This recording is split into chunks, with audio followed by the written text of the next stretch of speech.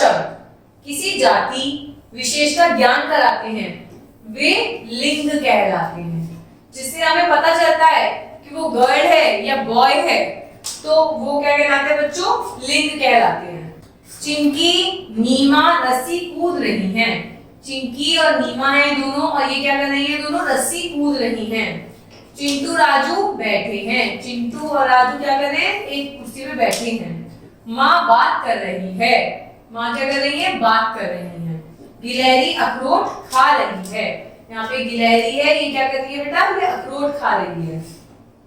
रमन नमन झूल रहे हैं। रमन और नमन कौन है? ये दोनों ये क्या कर रहे हैं? झूल रहे हैं। ऊपर लिखे वाक्यों में चिंकी, नीमा, माँ, गिलहरी आदि शब्द स्त्री जाति का बोध कराते हैं। बिल्कुल, चिंकी भी कोई लड़की है, नीमा लड़की है, माँ भी लेडीज होती हैं, लड़की होती हैं, गिलहरी भी लड़की है, तो ये किसका बोध करा रही है बेटा? स्त्री जाति का। चिंटू, राजू, रमन, नमन आदि शब्द पुरुष जाति का बोध करा रहे हैं। ये सब कौन है बेटा? बॉयज। ये सब कौन है? लड़की। अर्थात जो शब्द पुरुष जाति या स्त्री जाति का बोध कराते हैं उन्हें हम क्या कहते हैं बेटा? लिंग कहते हैं। लिंग के दो भेद होते हैं, पहला पुल्लिंग, दूसरा स्त्रीलिंग। लिंग के कितने भेद होते हैं बच्चों? दो भेद होते हैं। पहला कौन सा होता है? स्त्रीलिंग, दूसरा होता है पुल्लिंग। पहले पढ़ेंगे हम पुल्लिंग के बारे में। जो शब्द पुरुष जाति का बोध कराते हैं उन्हें हम पुल्लिंग कहते हैं। जो शब्द हमें पुरुष जाति का बोध कराते हैं उन्हें हम क्या कहते हैं? पुल्लिंग। जैसे लड़का पुरुष है, माली पुरुष है, चूहा भी पुरुष है, सोफा भी हमें बताता है कि कुछ ठोस चीज है, तो ये पुरुष की श्रृंखला में आते हैं। लाला ये भी पुरुष है, और हिरन ये भी पुरुष की श्रेणी में ही कहलाते हैं, तो इन्हें क्या कहेंगे बेटा? हम पुल्लिंग कहेंगे। अब पढ़ेंगे हम स्त्रीलिंग के बारे में। जो शब्द स्त्री जाति का बोध कराते हैं उन्हें स्त्रीलिंग कहते हैं। जैसे लड़की, ये अपने आप में गर्ल हो गई, स्त्री हो गई। नानी भी गर्ल है, स्त्री है। थाली भी स्त्रीलिंग का, जहाँ पे ई शब्द का यूज होता है। मालिक ये भी गर्ल है। चूहा पुल्लिंगता, और चूहिया गर्ल हो गई, स्त्रीलिंग हो गई। हिरन पुल्लिंग, और हिरनी क्या होगी? गर्ल होगी, तो स्त्रीलिंग।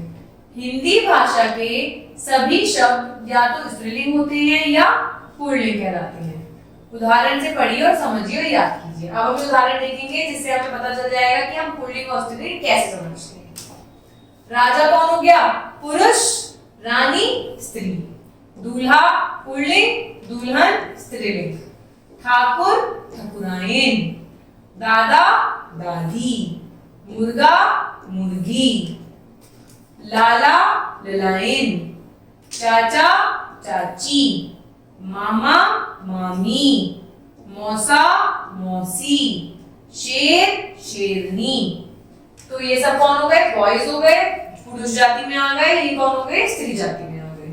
गधा गधी, सेठ सेठानी, नौकर नौकरानी, जेठ जेठानी, चोर चोरनी, बूढ़ा बुढ़िया, पड़ोसी पड़ोसिन, बालक बालिका, कबूतर कबूतरी, चमचा चमची, देवर देवरानी, मोर मोरनी, लोटा लुटिया, बंदर बंदरिया, भैया भाभी, अध्यापक अध्यापिका।